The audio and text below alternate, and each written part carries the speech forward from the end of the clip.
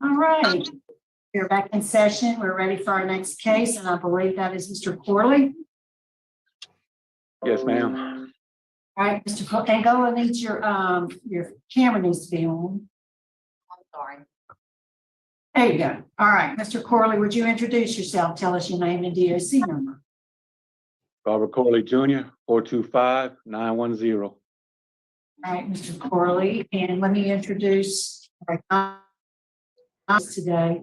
Here in support, we have the Parole Project, Mr. Myers, Tanya Hachowski, your sister, Tasha Lacoven-Clay, Robert Corley Sr., Kevin Hart, Evelyn Butler, Reginald Watts, Brandy Payne, Clay Shell, and Haley Hachowski. And you are represented by counsel. Let me ask Ms. Douglas, please introduce yourself for the record. Yes, thank you. My name's Emma Douglas on behalf of Mr. Corley. And we also have here in opposition, Chastity. So we'll be speaking in opposition at the appropriate time. Mr. Corley and Ms. Douglas, I'll read some identifying information into the record. We'll conduct the parole interview, the clemency interview with Mr. Corley. We'll hear from the folks who've indicated they'd like to speak. The practice is we'll ask for Mr. Corley's statement before we turn it over to you, Ms. Douglas. Is that okay with you for your closeout? Yes, ma'am. Thank you. So, Mr. Corley, you're here this afternoon seeking a commutation of your sentence. You were sentenced in November 1999 in the 1st Judicial District, Caddo Parish, to a life sentence for a second-degree murder conviction. Is that information correct? Yes, ma'am. Right. Your case has been assigned to Mr. Freeman. Would you answer his questions? Yes, ma'am. Okay, Mr. How old are you? 53, Okay, and how long have you been in prison on this charge? over 24 years. Okay, tell me what happened. I'm reading and I've read all of the reports and I see a bunch of different statements and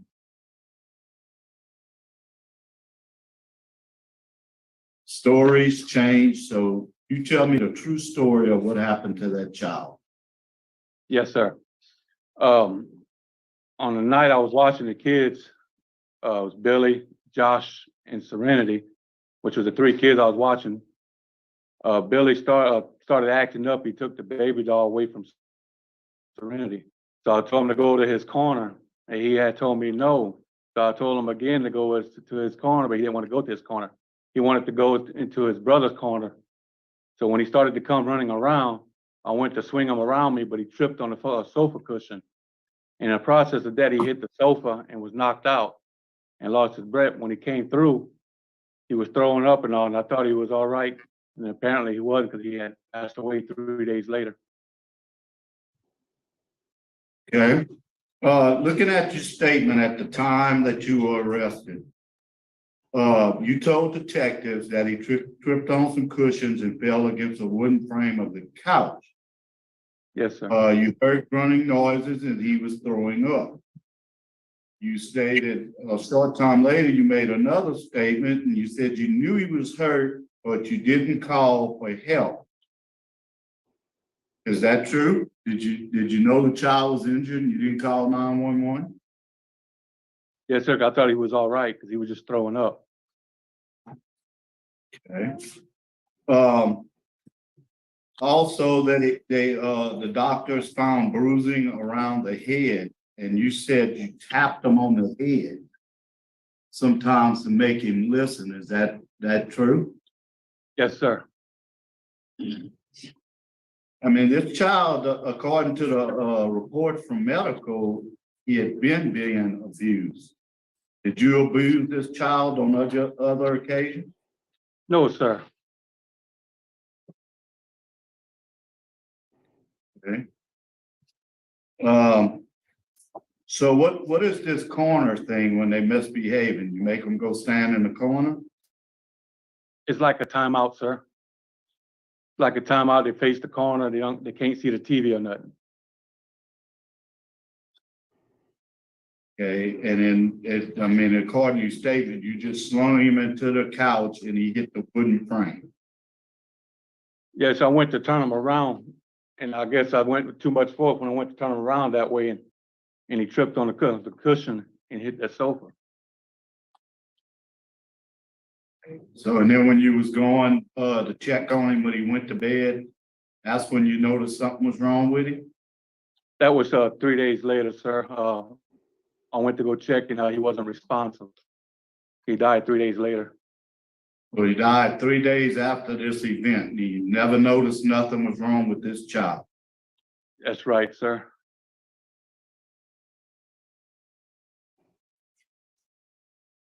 You've taken a lot of classes. What class have you learned the most? It would probably end up being victim awareness, sir. What did you learn from victim awareness? I learned that my actions, this did not affect the primary victim, but it affected everybody else, the community, and the people who was living around us. Okay. All law enforcement is opposed. Your family is unopposed. You have 2 children. Do you have any contact with them? Yes, sir. They come see you on a regular basis? They come see me every now and then. One of them lives in Alabama, and the other one is in Louisiana. Okay. How many disciplinary write-ups have you had? One, sir. Okay, and what was it for? Misuse of state computer, theft of state paper. What you Gambling. did? Sir, What was that about? I was playing fantasy foot. I did a fantasy football league, and I was also doing my hobby craft stuff on it, and letter writing, personal letter writing on them. Okay.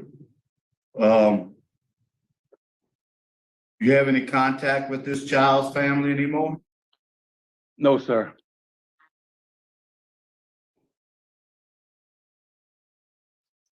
It says you didn't think you'd really done nothing wrong because it was an accident, but that you pled guilty because the district attorney said he was gonna charge you with first-degree murder. Is that true? Yes, sir. And it says you contacted with police every step of the way, yet it took 2 or 3 different versions and stories before the truth came out. Is that true? Not to my recollection. I told them the same thing over. I didn't know I was the cause of it until after they told me.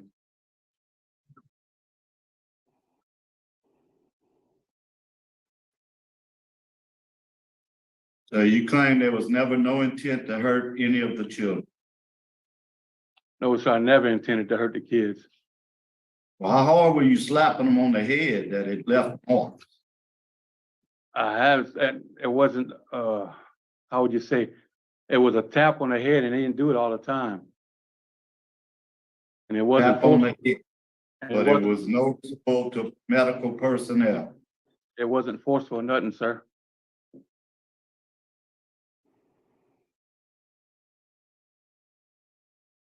You ever had any history of alcohol or drug abuse? No, sir. Have you ever used alcohol or drugs? I drank every now and then, and I never did drugs.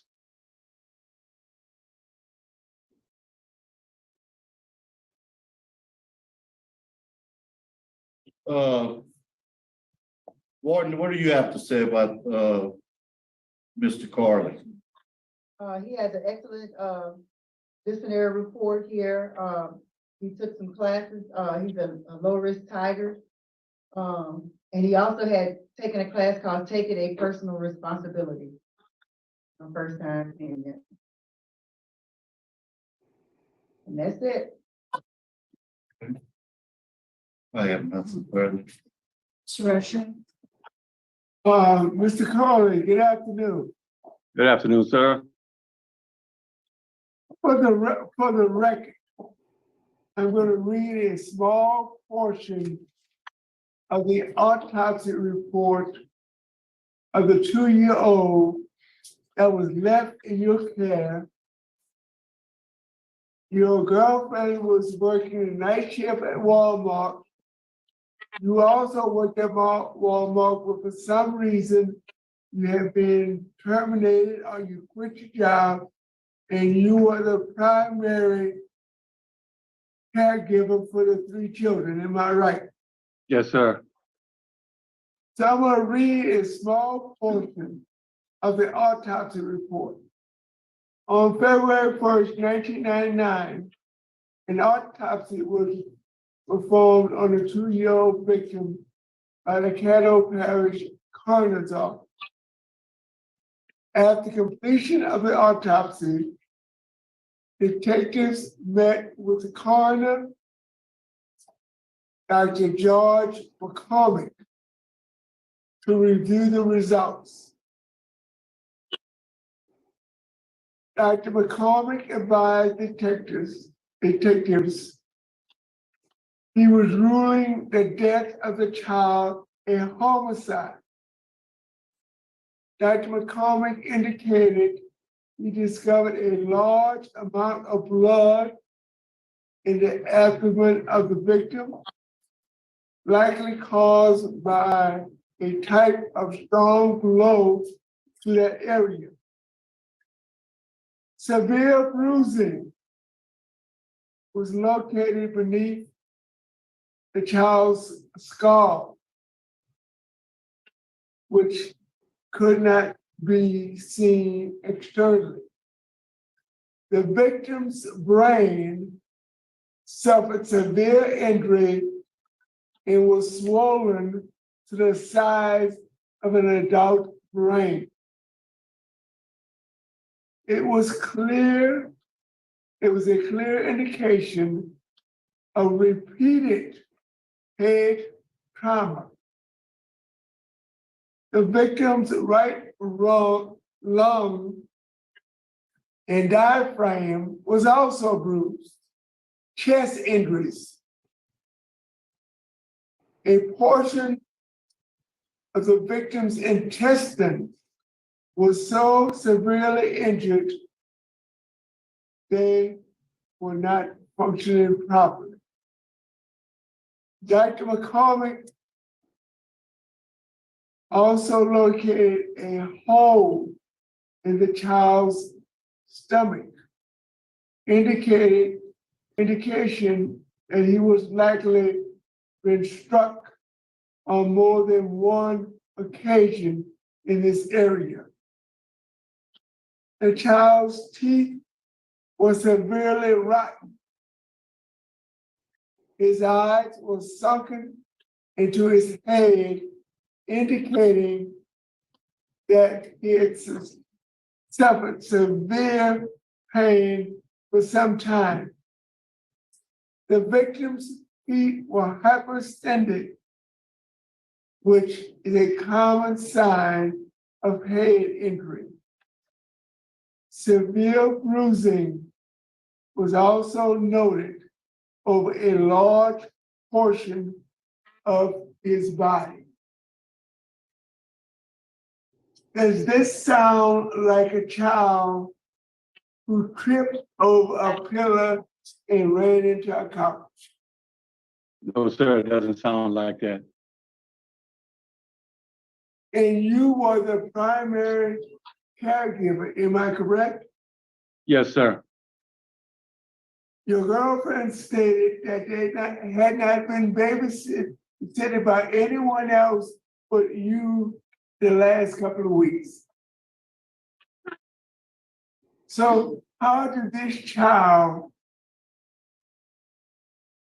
end up with such severe injuries throughout his body?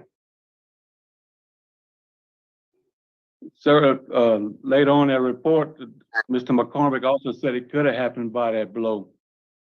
But Sir, when you were confronted with the autopsy report, you told the detectives when you started crying that you slung the child through the air onto the couch and he hit the wooden portion of the couch. Yes, Am I sir. not correct? Am I not correct? Yes, sir. So you slung the child through the air. You knew he was hurt and you didn't get medical assistance. That is your own words, Mr. Corley. Yes, sir. Madam Chairman. Mr. Roche. All right, let's hear from the Parole Project, Mr. Myers. Good afternoon, Kerry Myers, Louisiana Parole Project. We're here for Robert Corley, who we've accepted as a client in our program should he get a recommendation today. Mr. Corley has an exceptional record since he's been incarcerated. He has taken multiple programs. He has attended NOBTS. He has one disciplinary write-up in 24 years. He has a stable place to live once he would complete our program. He has family support. Mr. Corley has been a Class A trustee. He is very talented. He has multiple, he builds furniture. He's won awards at the rodeo for his furniture building. He's got skills. He's capable of supporting himself. We will provide him the services that he needs upon his transition. 24 years, obviously, he's been incarcerated, has taken him out of the mainstream, and we will help him get mainstream back into society. We'll make sure he has access to services. We make sure he has all his documentation. We'll make sure he learns the technology that he needs to function properly. Mr. Corley's again, his record is commendable. One disciplinary write-up in 24 years, Class A trustee for any number of years, Bible college graduate. And now, he is, he's here asking this board to see who he is today. And we would support Mr. Corley and ask his recommendation today. Thank you. All right, let's hear from the family, Ms. Tanya Hachowski. Good afternoon. My name is Tanya Hachowski, and I'm Robert Corley's sister. I'm speaking on behalf of Robert Corley because I believe he should be given the opportunity to be granted clemency and given the opportunity of freedom outside of Angola. I can remember growing up with Robert. He was a well-rounded kid. When we were not doing chores, we were outside doing things like fishing or swimming, riding our bicycles or playing basketball and hide and seek, and we can't forget football. Robert was all about football. Everything revolved around it, actually.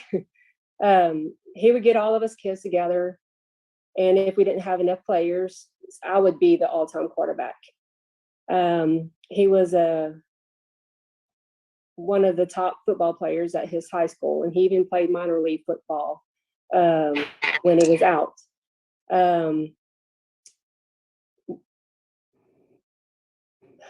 He was able to use his skills for playing football for Angola to help win them some Crunch Bowl games.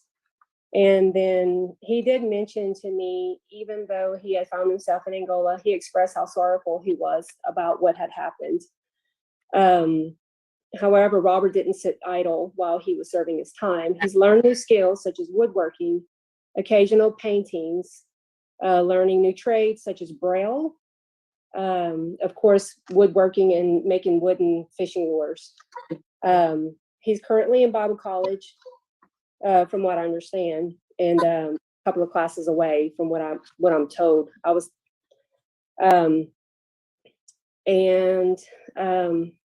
Our family's just waiting for the day that he's released so that we can come together and celebrate him, and have others like the kids who haven't got to meet him actually get to meet him. He also mentioned to me that when he got out that he was going to beat me in bass fishing. So I wouldn't like more than anything to do than have my brother have that opportunity to try to beat his little sister. And that's it. And Brandy Payne. Yes, ma'am. Yeah. Yes, ma'am. Can you hear me? Yes, ma'am. Go ahead. What would you like us to know? Yes. I would like y'all to know that Robert Corley is my fiance. I met Robert back in the summer of 1988, and first time I saw him, I fell in love, and as the summer went on, I just kept falling deeper in love. He was a football player, and that was a lot revolved, but I told him I can play tackle football too, but I was actually a cheerleader. So I told him I would cheer him on, but we would go down to the ball field in Wadley, and we would actually play ball because he would throw it to me and I would try to outrun him, but I couldn't. But it was fun. He would play. There's times that I would be upset over family issues because we were young, and he would talk to me and help me get out of that situation of being mad or angry. And I would joke with him and he would joke back with me. And I love that because a lot of people, when I joke, they take me too serious, but he knew how to joke back. We actually lost contact. I got married in 1990 and I couldn't find him. And in 1991, I found out he was divorced or getting a divorce, but he came back for me and I was married. So he loved me and my family enough that he wouldn't break up the marriage as much as I would wanted it to, my selfishness, but he couldn't do it. And so I went, and in 1996, I divorced. And from then until 2014, I was out looking for him. I was trying to find Robert, my one true love. I felt like the universe was keeping us apart. But when I did find him, I found him where he's at now in prison. And it broke my heart. But he went to tell me what happened.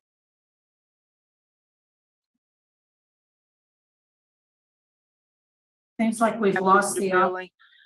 And he was hurt that you're not really supposed to show feelings there, but he cried.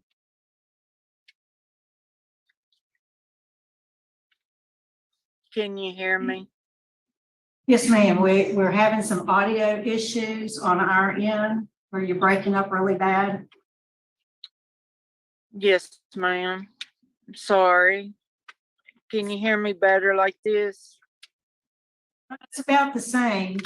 So I guess I'll ask you to wrap it up for us if you would.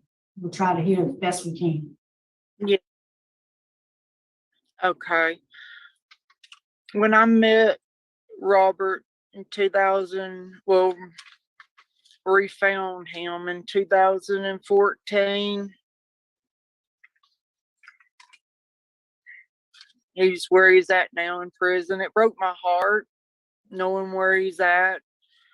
But he told me about what happened to Billy. And he was hurt and he felt very remorseful. It was heartbreaking to hear that story, what happened.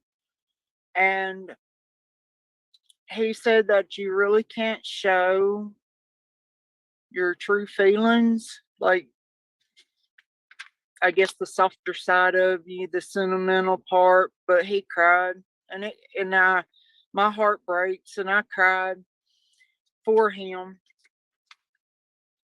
My mom, my sister, and my brother, they loved him, always treated him like family. They always knew how I felt about him. I told him after I divorced in 96 that I couldn't run to anybody but him, and I'd run away from everyone else. Yes, ma'am. Ms. Payne, can you wrap it up for us, And my please? can you wrap it up for us, please? Yes, ma'am. I'm asking if he can get clemency, to come home. I have 4 kids that love him and adore him. And I have a home I've built for him and I and my kids. Us will help him mentally, emotionally, financially, anything he needs, we'll make sure that he gets. Thank you. Thank you. We have the comments. All right, we'll hear from the opposition now. Can we hear from Ms. Chastity Garvin, please?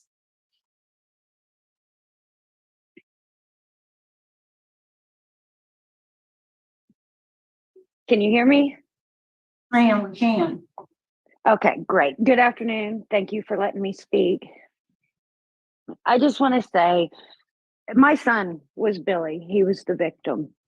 And this crime was obviously more, it was very violent, and he was only 2 years old. There's no excuse, there's no reasoning.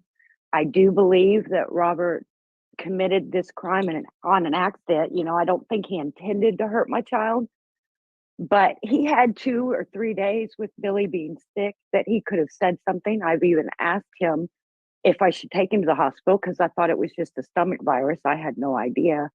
And he told me, you know, it's probably not a big deal. It's okay. We, you know, gave him Pedialyte and just did the best we could, thinking it was, or I did, thinking it was a stomach virus. And he knew the whole time he could have saved his life. And even after Billy did pass, we had to go through a week or so waiting for the autopsy report. And during that week, he went with me and my family and we made the funeral arrangements. And he just tagged along and acted like everything was okay. And he knew the whole time what had happened. I feel like that in itself is more of the crime than what he did to my son. Because no matter what, he's gone. He won't come back. My children that were there and the children that followed are all affected by it. My entire family, of course. It's changed the way we think and the way we are with our children and with other people. And it's just more grand than second-degree murder. And I feel like also in the courts and everything, he was being charged with first-degree murder. And he decided to take the plea for second degree to not get the death penalty. Well, when he agreed to that plea, he agreed to the life in prison. So in my opinion, that's what he should serve. Okay, thank you. Yes, ma'am, thank you. We appreciate your input. All right, Mr. Corley, before we turn it over to Ms. Douglas, is there a statement you'd like to make to us? Yes, ma'am. I hope you don't mind if I read it because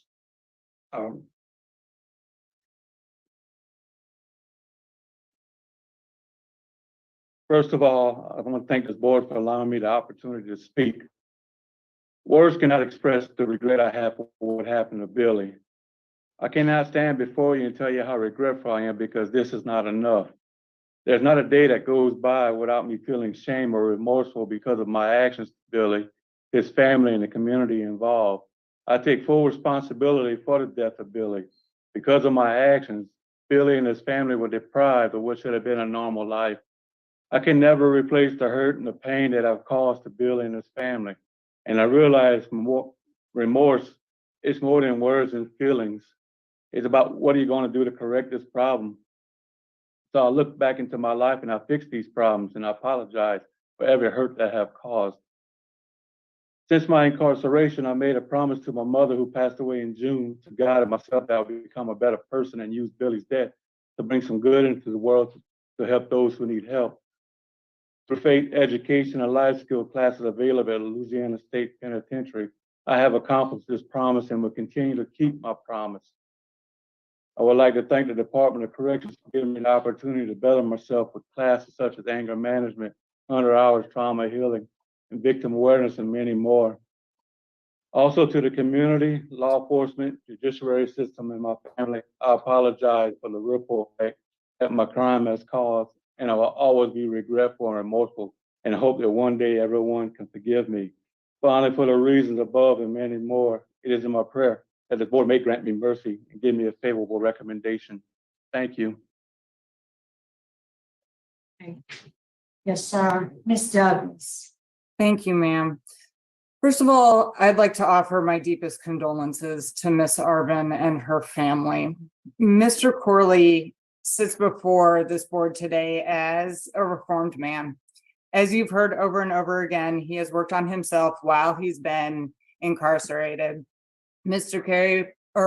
Myers pointed out that he's only had one disciplinary report in 24 years in prison, which is astounding, as this board, I'm sure, is well aware. While he's been there, he's taken classes, even when it's been very difficult.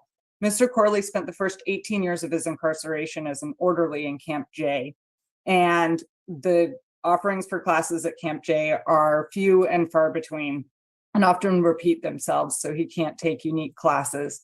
Despite that, he took everything that was available to him at Camp J, and when Camp J closed and he was able to move, he started taking more and more classes, became enrolled in the Bible college, and worked on his other skills. He's leaving, if he leaves prison, he's leaving prison with skills to support himself. He's waiting on a favorable certificate for his accomplishments as a Braille transcriber, which is a profession that can support him no matter where he chooses to reside. He's also 2 classes away from earning his BA in Christian ministry, living up to his promise to use Billy's death to help other folks. Mr. Corley also has the love and support of his family and his extended family.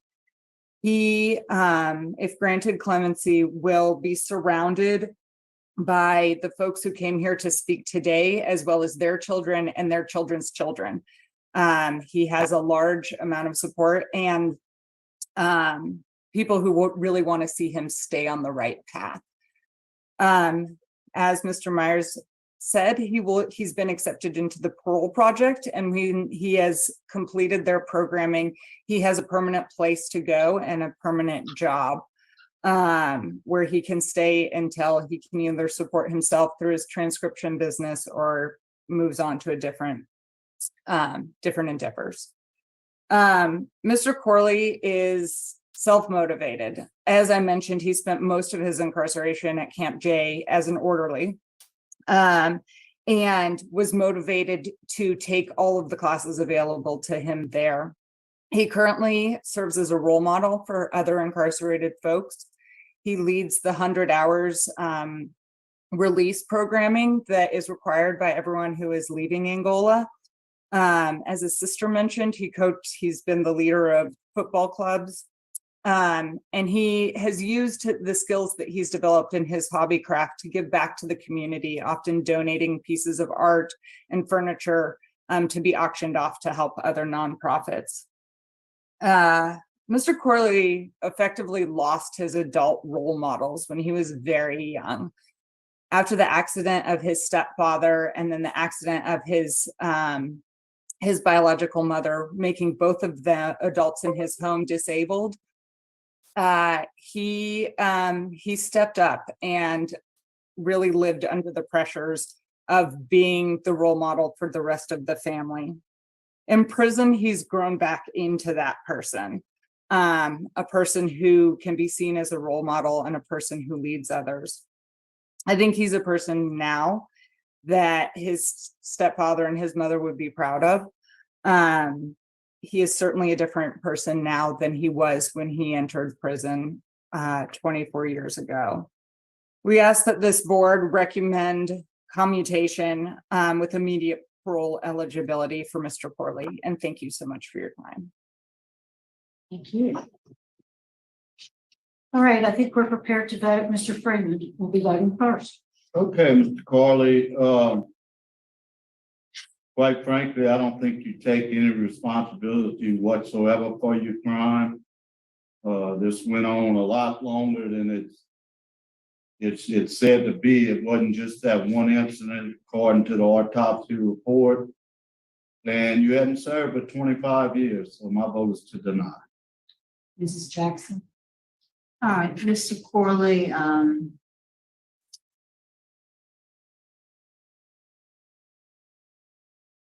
the crime itself is pretty bad. It would have helped if you had been more honest with us. That baby did not get injured by that one-time act. The injuries were too extensive on his body. You know, sometimes the pressure of caring for children can be overwhelming. And, you know, sometimes if you say, I just lost, but you didn't do that. You made it look like this was just some, you know, small thing and surprised the child died. So even though you've done a lot of good things, and I commend you for those, don't think you're quite there yet. Saying your day won't come, but today is not the day. And so because of the nature of the offense and your not accepting responsibility on both today is today. Mr. Roche. Thank you, thank you, Madam Chair. Mr. Carly, I listened to Mr. Karen Myers, and I have all the respect and love for Mr. Myers. You've done everything that you could. You only have one disciplinary write-up. You have programs. You've done everything right. But accept responsibility for what you did. It wasn't until the autopsy was revealed that you told the detectives what you did.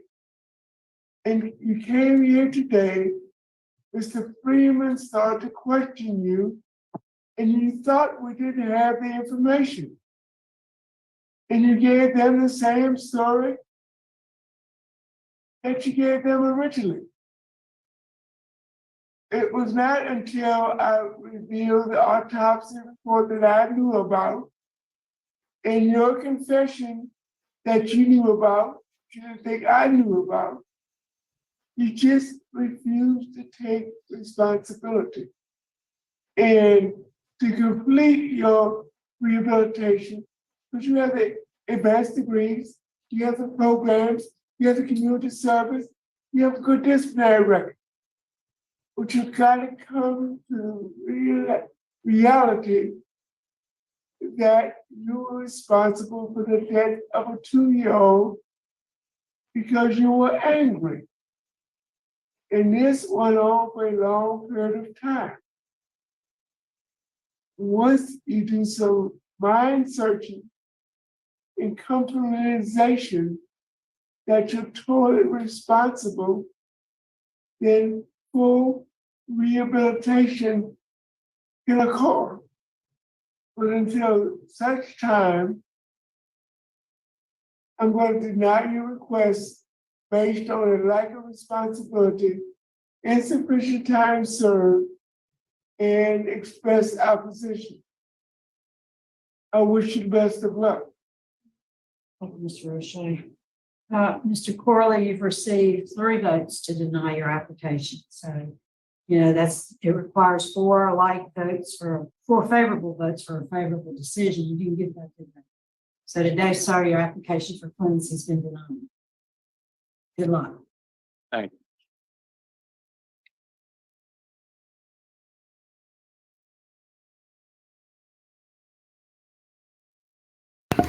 This was one of the harder ones that I've had to watch. When Mr. O'Shea went through that autopsy report, I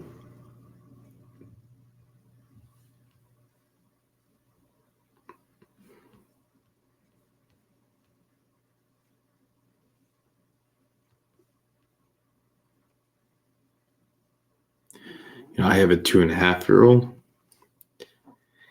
and they're defenseless. They're completely dependent on the people who watch them. for everything. To think about that 2-year-old being beaten in the house over and over and over again by a giant football player and then left to die for 3 days in his bed. And I have no empathy for his mother. She should be in the jail cell, the prison cell, sitting next to him.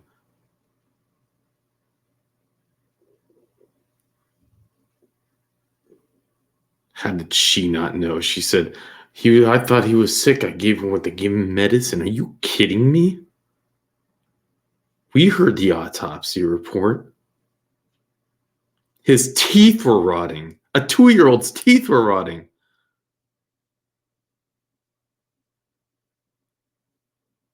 I didn't even know that could happen.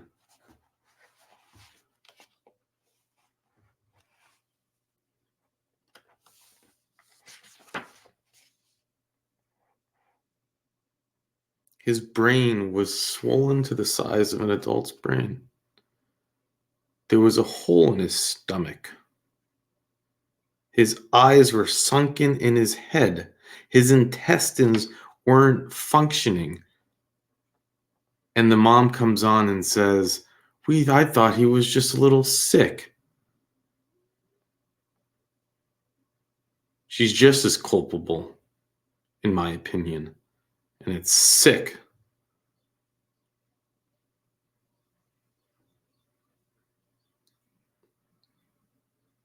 That she got away with it. And to think that she then in custody of her 2 other children. You know what else is sick about this whole hearing? All of his supporters, every single one of them. You don't believe it. You couldn't make it up. You couldn't make it up. His fiance, oh my gosh, what was I listening to?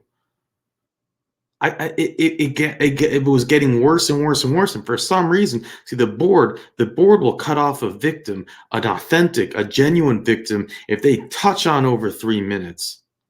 But here you have this woman talking about you. I couldn't even. She was married and his true love, and she wouldn't break up the marriage, and then was looking for him, and she can't, and football, and she was a cheerleader, and she can't wait. She can't wait for him to come and meet her kids. What? This man brutally murdered a 2-year-old.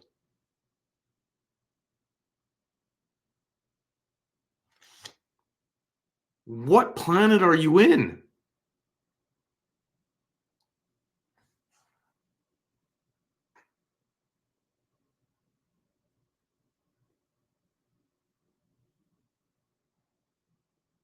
It's like we're in a Twilight Zone. His sister comes on, and also this like La La Land presentation about her brother. About how she football. Who cares? He played football in high school. Good for him. He murdered a 2-year-old. It's been a long time since he's been in high school.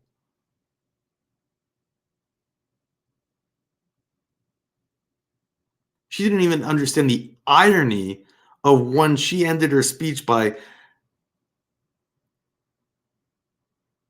I would love for him to beat me. Talking about the fishing, she said, I would love for him to beat me. Right over your head. The guy's in prison for beating a 2-year-old to death. That's how you end your freaking speech.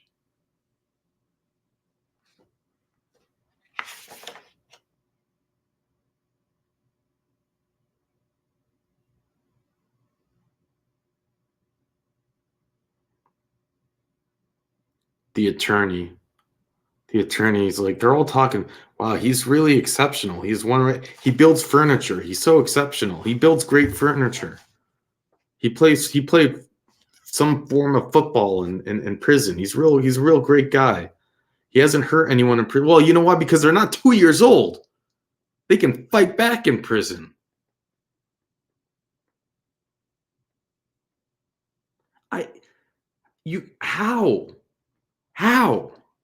How do you beat a 2-year-old?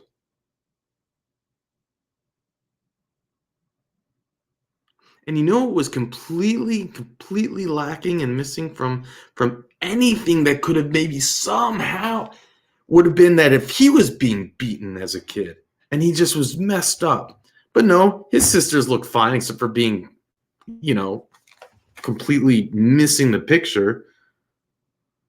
No one said anything about his stepfather and mother or whatever they were about them doing anything to him. No, instead it was like a sob story that they both got hurt. Really?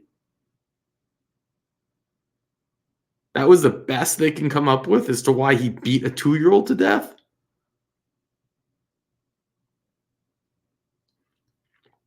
And yeah, Mr. O'Shea said it best. You didn't think that we'd have the autopsy report. You didn't think that we'd have the police report. He literally got up there and said that he tripped over a pillow and hit the couch.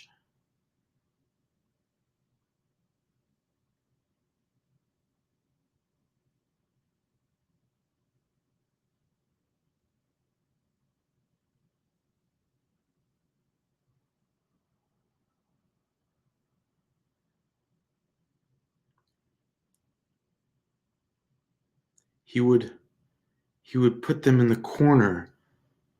He would put them in the corner of the room, time out if they're misbehaving. And the 2-year-old wanted to be in the corner with his older brother. And that pissed him off. Because his poor baby. And he flung him across the room. And it took him 3 days to die.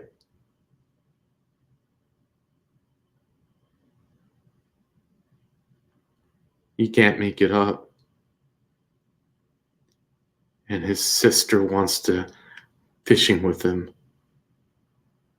And his wacko fiance nut job operating on 2.5 brain cells. You freaking kidding me? You want to introduce him to your kids? Are you? There was such little mention about the life he destroyed by any of his supporters.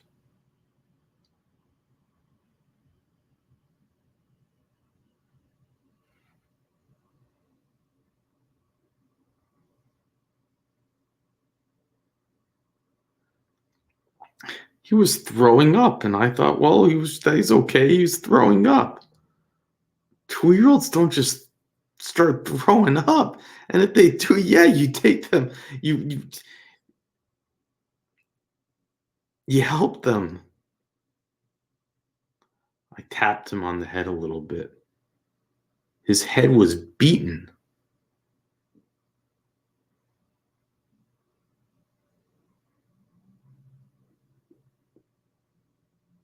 Wow. You know what? Really, the most infuriating things about this case are are equally insane are his supporters.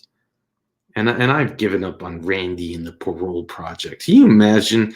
You create a parole project. You think you're going to do great things, and you take on this guy as a client, and then not only that, but you get up and speak on his behalf. Really? You have any integrity left? You have any integrity left? Or is it all about the money?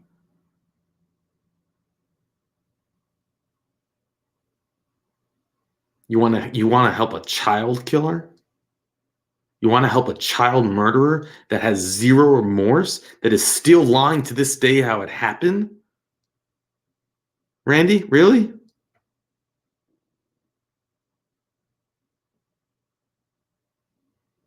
You sleep well at night doing that? If anyone had any doubt about what his intentions are, we know now, huh? Don't we? It's money, money, money. Just my opinion.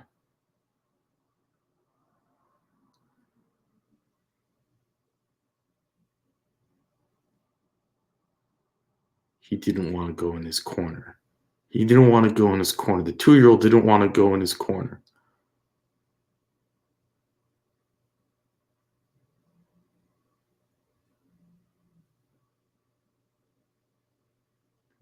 I couldn't find any records on this case. Nothing. I know because he pleaded guilty, there wouldn't be any appeals, but you would think some news article would pick it up. No, it's just a 2-year-old kid. What the hell? He's great at football, you know. Take it easy on him. Played football in high school.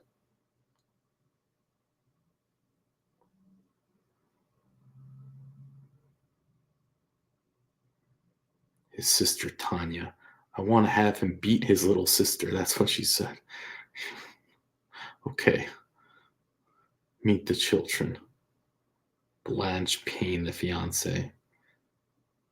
What was she rambling on about? She got divorced, and then her true love, your true love that murdered a 2-year-old, and you wanted to take him home to your kids. What are you? What? God, you left your husband for a real prince. Miss Blanche. You deserve each other. You do.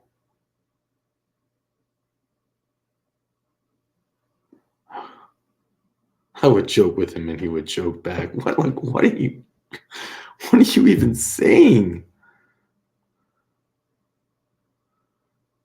Wow. There are people like this that exist. They're real. They're real. We see them here. I don't know how they all get them onto one Zoom call, but we have seen just on that one call some of the most, in my opinion, narcissistic,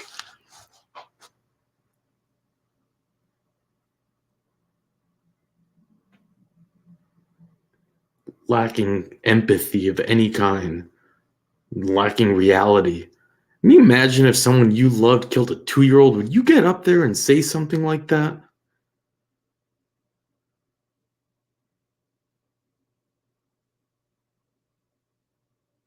Or would you not hold them responsible and say, look at what you did?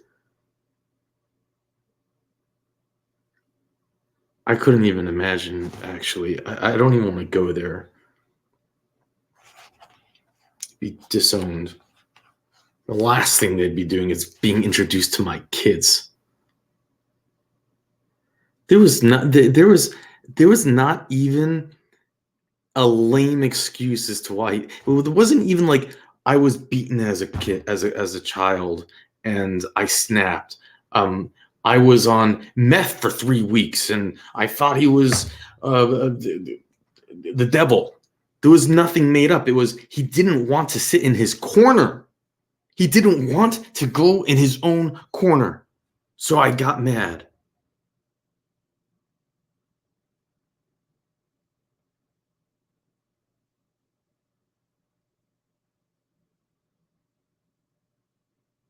The best his attorney could come up with was his parents got hurt.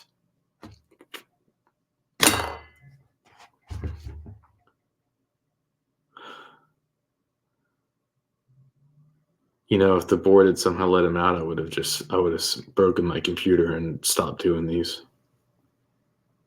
So at least for that they're not as, you know, that they saw a clear through, of course, but you just never know, right?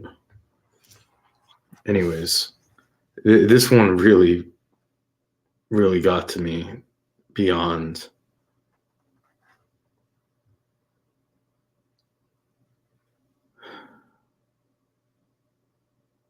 It's scary that the only opposition that showed up was the mother, whom frankly should have been in prison sitting next to him at this hearing. There was no DA, right? There was no assistant DA. There was no... Why not? How could this not have changed your life forever? How could you not make sure that this thing... Because you know what?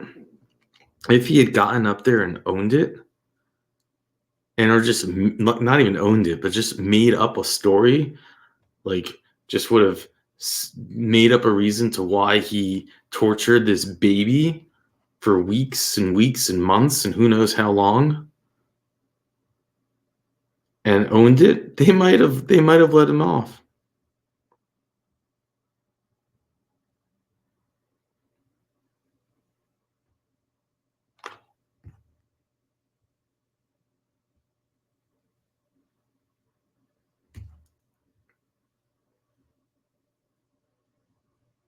Someone like that, they need to die in prison.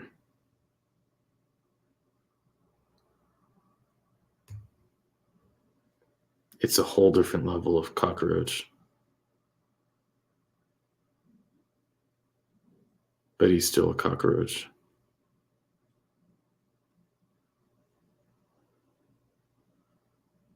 Cockroach alters a child's life. He took a child's life. And he was getting pleasure out of taking a child's life and beating that child. He was getting pleasure out of it. So it's the same thing.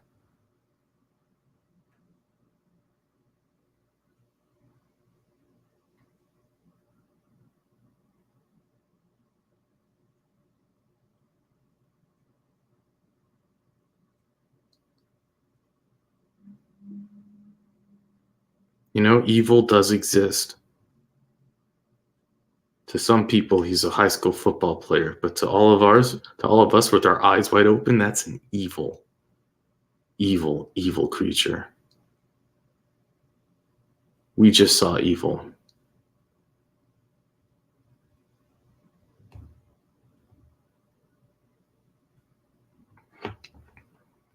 And with that, I'll let you go.